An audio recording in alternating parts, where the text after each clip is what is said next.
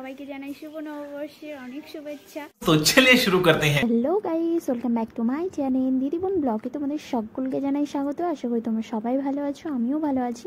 তো সকলকে জানাই শুভ নববর্ষের অনেক অনেক শুভেচ্ছা।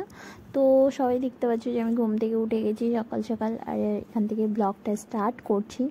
তো আজকে নববর্ষ, আর সকাল থেকেই ভাবছি যে ব্লগটা করব, তো তাই ব্লগটা স্টার্ট করে দিলাম। আর ঘুম থেকে উঠে এটা একটা বাজে স্বভাব যে একটুক্ষণ বসে আমি সব কিছু ভাবি, কি করব আজকের দিন, কি করব, কি করব।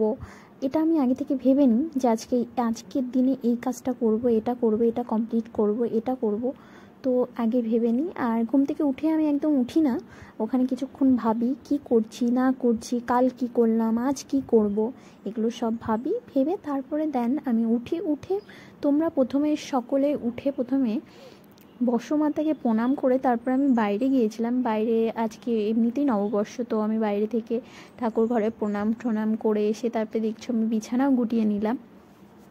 তারপরে আস্তে আস্তে করে সব জামা কাপড় গুছিয়ে নিচ্ছিলাম। তারপরে এই যে তারপরে ঝাড় দিচ্ছিলাম। কি বলবো, এইভাবে করেই আমার দিন কাটছে, মানে এক এক দিন এক এক রকম করে যাচ্ছে। তো তারপরে আজকে যাব মন্দিরে, কারণ আজকে শুভ নববর্ষ। তার মধ্যে আমি করি মঙ্গলচণ্ডীর ব্রত। তো তোমরা আমার আগেকার ব্লগগুলোতে দেখবে যে এর আগেও আমি মঙ্গলচণ্ডীর ব্রতর ভিডিও দিয়েছিলাম ব্লগে, তো তোমরা দেখবে আগে। তো সেটাই মঙ্গলচণ্ডীর ব্রত এই বৈশাখ মাস থেকে, পয়লা বৈশাখ এইখান থেকেই শুরু হয়। তো তারপরে তার জন্য মন্দিরে যাবো দেখে সকাল সকাল উঠেছিলাম। তো তারপরেও যাই না, প্রতিদিনের মতো লেটই হয়ে যায় সেই। তো বাইরের দিকে সব কাজবাজ করে এসে দেখছিলাম বাইরে যে মা পাট শাক লাগিয়েছিল সেগুলো খুব একটা বড় হয়ে গেছে। তারপরে এই যে ফুলগুলো দেখাচ্ছিলাম, কি সুন্দর ফুটেছিল আমাদের গাছে, নানান রকমের ফুল ফোটে। তো তোমাদের সাথে একদিন শেয়ার করবো আমাদের বাড়িতে কী কী ফুল ফোটে। প্রচুর ফুল ফোটে, অনেক রকমের ফুল ফোটে।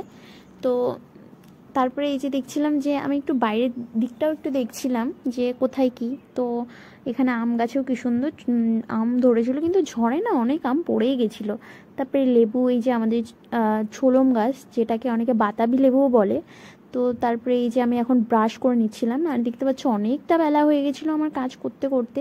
তাই মা ওই দিক থেকে আবার বলছিল কখন যাবি মন্দিরে, দেরি হয়ে যাচ্ছে। তারপরে আমার চোখে পড়লো, ব্রাশ করে যখন মুখ টুক ধুয়ে আমি আসি তখন দেখি এই গাছগুলো কেমন একটা হয়ে গেছে। তো তাই আবার একটু গাছগুলোকে একটু তাড়াতাড়ি করে এখানে জল দিয়ে দিচ্ছিলাম, একটু এখানে তোমার মাটিও দিয়ে দিচ্ছিলাম, কারণ গাছগুলো নষ্ট হয়ে যাচ্ছিলো। তারপর স্নান করে দেন আমি চলে আসি এখানে ঘরের পুজো করতে, কারণ ঘরের পুজো না করে তো আর মন্দিরে যাওয়া যায় না, মেন বাড়ির পুজোটা। তাই আমি ঘরে আগে পুজো করে নিচ্ছিলাম, তারপরে দেন যাবো এখন মন্দিরে। গাইস তো দেখতে পাচ্ছি এখানে আমার পুজো কমপ্লিট। হে গাইস, তো পুরো সবাইকে জানাই শুভ নববর্ষের অনেক শুভেচ্ছা। তো তোমরা আজকে নববর্ষতে কে মন্দিরে যাচ্ছ কমেন্টে বলো। আর এই যে আমি পুরো রেডি হয়ে গেছি, পুজো দেওয়া কমপ্লিট বাড়িতে, এখন যাচ্ছি মন্দিরে। তো দেখতে তো এখানে মন্দিরে যাওয়ার আগে এখানে ভোগ নিয়ে নিচ্ছিলাম মিষ্টি। তো আমি, কাকিমা আর এখানে বুনু আসছে দেখতে পাচ্ছ। তো তারপরে এখান থেকে ফলও নিয়ে নিচ্ছিলাম দেন। আর আমরা কিন্তু এবার লেট করেই বেরিয়েছি, এমনিতে কাজ করতে করতে লেট হয়ে যায় পুজো দিতে। তার মধ্যে এমনিতে এবার লেট করে বেরিয়েছি কারণ অনেক ভিড় থাকে। তো গিয়ে দেখো গাইস কি অবস্থা, লেট করে বেরিয়েও কোনো লাভ হলো না। আমি ফার্স্ট টাইম মনে হয় এরকম ভিড় দেখলাম, এতটা পরিমাণে ভিড় ছিল কি বলবো, এত বড় লাইন, একদম মন্দির থেকে অনেকটা দূরে লাইন, একদম হাটের মধ্যে। এমনিতে আজকে মঙ্গলবার হাট, তো হাটের মধ্যে ঢুকে গেছে লাইন। আর তারপরে দিদির সাথে দেখা হয়ে যায় দেখতে পাচ্ছ। তো এই দিদিটাও এসেছিলো পুজো দিতে। তো আস্তে আস্তে করে আমরা মন্দিরের কাছে যাচ্ছিলাম, জানি না মায়ের দর্শন কখন হবে, মাকে কখন দেখতে পারবো। তো এত ভিড়, এমনিতেই নববর্ষ, তার মধ্যে মঙ্গলচণ্ডী, সবাই দুটো একসঙ্গে পড়ে গেছে। তো সবাই এসছে মন্দিরে, ওর জন্যই এতটা ভিড়। এমনি টাইমে এরকম ভিড় থাকে না। দেখতে পাচ্ছ কত বড় লাইন, পেছনে আরও আছে, লাইন এগোচ্ছে, তো পেছনে আরও বড় হচ্ছে। তারপরে দেখতে পাচ্ছি গাইস আমরা মন্দিরের ভেতরে ঢোকার, দেখতে পাচ্ছ কি লেভেলের ভিড়। তো তারপরে এখানে ভেতরে ঢুকলাম, এখানে কে ভিডিওটা করে দিবে। তারপরে আমি পুজো টুজো দিয়ে তোমাদেরকে দেখাচ্ছি। পুজো কিন্তু কমপ্লিট হয়ে গেছে আমাদের।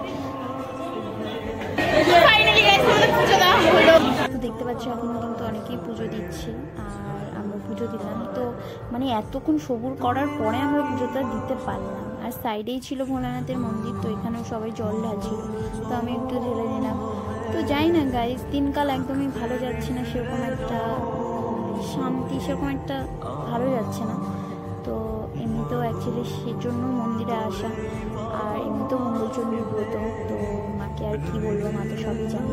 তো তারপরে দেখতে পাচ্ছ পুজো দেওয়া কমপ্লিট, এখন সবাই মিলে যাচ্ছি বাড়ি। আর আজকে ছিল মঙ্গলবার হাট, তো এখানে দেখতে পাচ্ছ হাটও বসেছিল, তো এখন বাড়ি যাবো। আর কে কে মঙ্গলচণ্ডীর ব্রত করো অবশ্যই কমেন্টে জানিও। আমি অনেক ছোট্টবেলা থেকে ব্রতটা করি।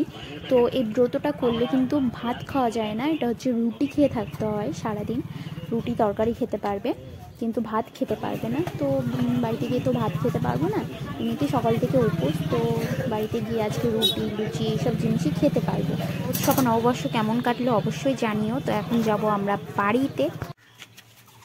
গাইস আমাদের পুজোটা কমপ্লিট, এখন আমরা টোটো করে বাড়ি যাচ্ছি, ভীষণ ক্লান্ত দেখেই বোঝা যাচ্ছে। তোমাদের ব্লগটা কেমন লাগলো নববর্ষ সারাদিনে তো জানিও। টাটা।